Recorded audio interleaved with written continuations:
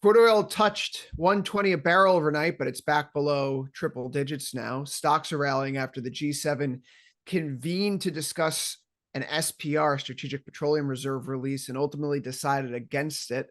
Markets taking that as a sign that maybe President Trump's comments about the Iran war being a simple excursion being well heated.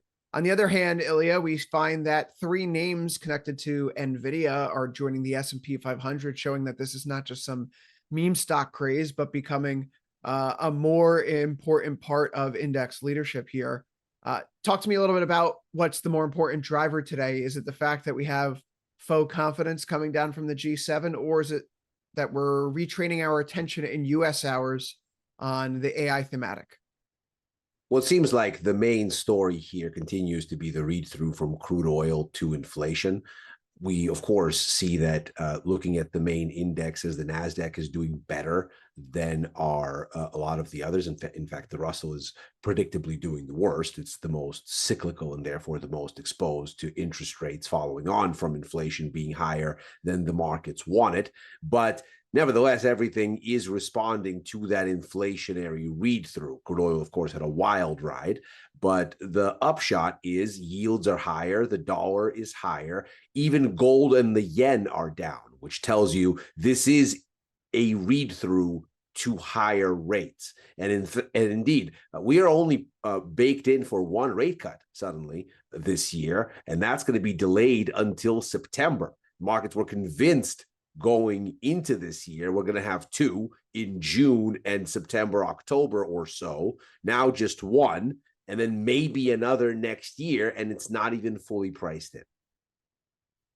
With multiple AI names joining the S&P 500, what does that tell us about the evolution of the AI theme, though, getting away from the Fed for a second? Does this indicate that we've moved from speculative excitement to mainstream recognition?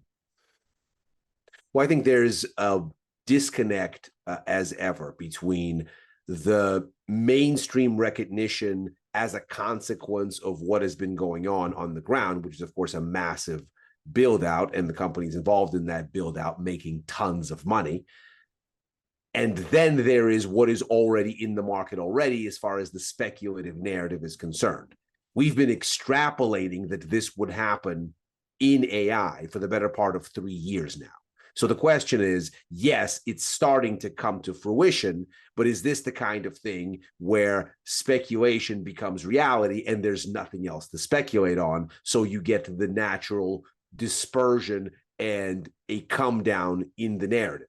Now, that doesn't mean that the narrative is going away or that the narrative is incorrect. Obviously, we've had a tremendous example in the dot-com bust, which preceded the great and powerful internet future in which we live. So telecoms were not a bubble. They were just not at the right valuation after their hype cycle. So the reset in AI may well be, from a valuation perspective, activated by these things stopping to be speculative and starting to be real.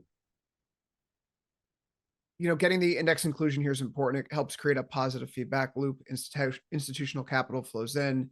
The companies get more attention. That helps drive adoption. It increases visibility and uptake. So maybe this is just a little green shoot, Ilya, of if we get on the other side of this oil spike, maybe we have something to hang our hat on. But the NASDAQ here is turned positive today, which I don't think many people had on their bingo card last night on first call. So I suppose here, how do you think traders should think about this interplay between macro energy dynamics and the tech AI momentum right now? Noting that once again, as we saw throughout last week, it's another day where Asia and Europe are risk off. And once Europe closes, US markets rebound. I think it's very important not to get ahead of yourself because clearly these markets are swinging wildly. But to your point, tech has performed relatively better as compared to other sectors. Of course, not as good as energy, and all the sectors are down on a weekly basis, on a rolling 7-day basis.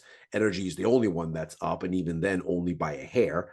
On the monthly performance, energy is, of course, up double digits, but technology is up a respectable 1.7%. which is much more than you could say for the 7% decline in financials, the 6% almost decline in cyclicals. So it's not doing as bad as you might expect in this overall flush. The critical thing to me here seems to be not to overthink it, follow the price action, let key levels break, let the market tell you where it's going, because at this point, there isn't a clear breakout in the NASDAQ this way or that.